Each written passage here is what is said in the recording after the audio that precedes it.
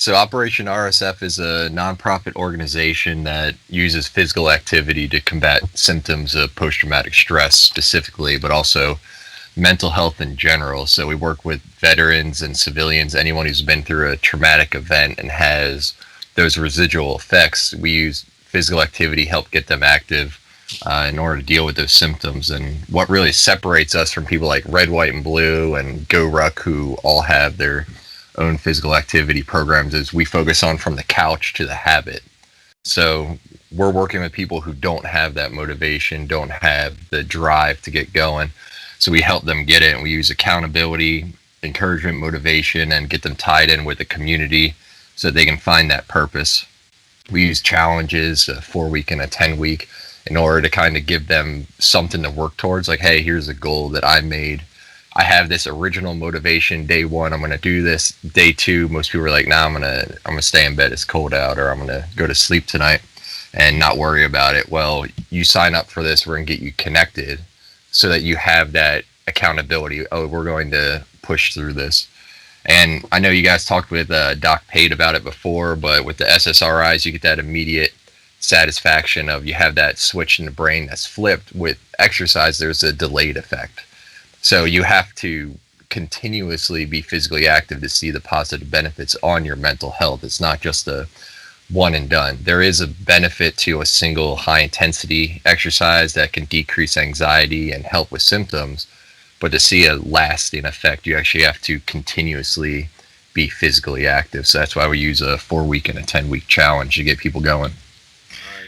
Because, I mean, a lot of people still forget that your brain is a muscle. Like, it's just like when you work out. You can't work out one day and just think you're going to be ripped and, you know, have the body and your fitness goals. It's an ongoing process. And I commend you, man, for starting that, man. It's very well needed in the community, man. And please keep doing what you're doing.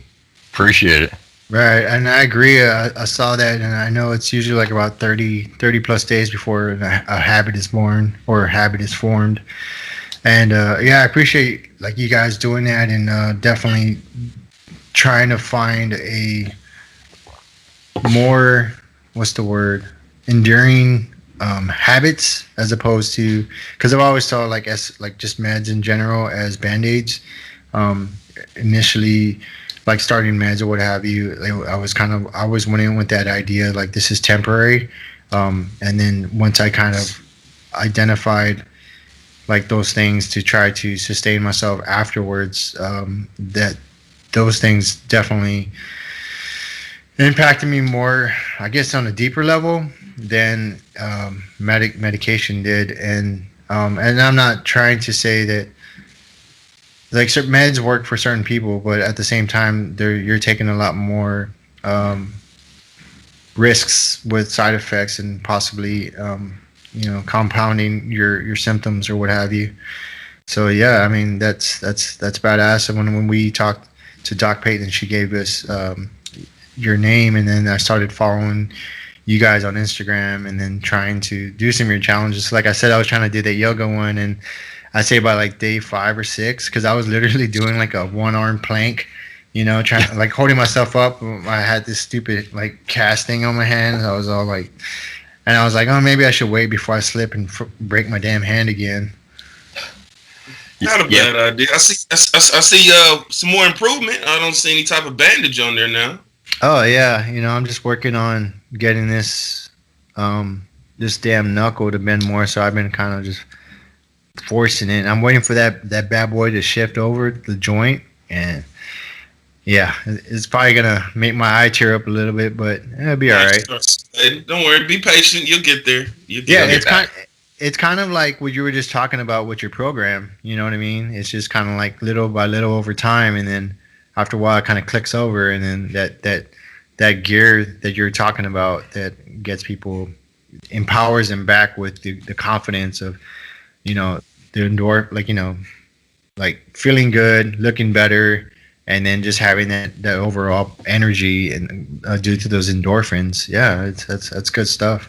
Oh yeah, speaking about that monthly challenge that you did, that's something new we're trying to do, where every month we have professionals and different activities share videos, talk about what they're doing, or get people involved in different activities, because if you say, hey, you have to run, there's a whole number of people who don't want to do that. But if you say, hey, here's all these different activities you can do, just try them for 10 days, a month, see what works for you.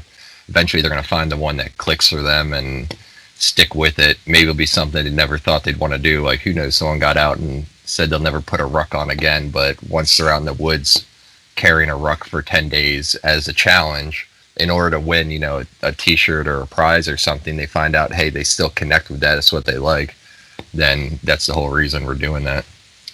Absolutely. Dope, man. Yeah, and that's great. And that's one thing I've found from a lot of when I speak to veterans, or that's the one common thing I hear is, man, I spend, you know, half my career out in the field. I don't want to live out in the elements again. You know what I mean? And so I feel that we associate all the negative stuff with, you know, being out in the field, or, you know, for those people that are out in the field or on deployments or wherever. And I believe that what needs to happen is to try to find something positive that they can associate being in the elements again, but more so on their terms as opposed to somebody else's terms. So that's one of the biggest hurdles that I found when I tell people, like, hey, you should try mountain biking, or you should try hiking on the trails. And that's the one thing I hear from most veterans is like, man, I ain't trying to do that anymore. I just want to be in the AC, you know. I just want my hot shower or whatever. And I get it, but yeah, it's definitely a barrier.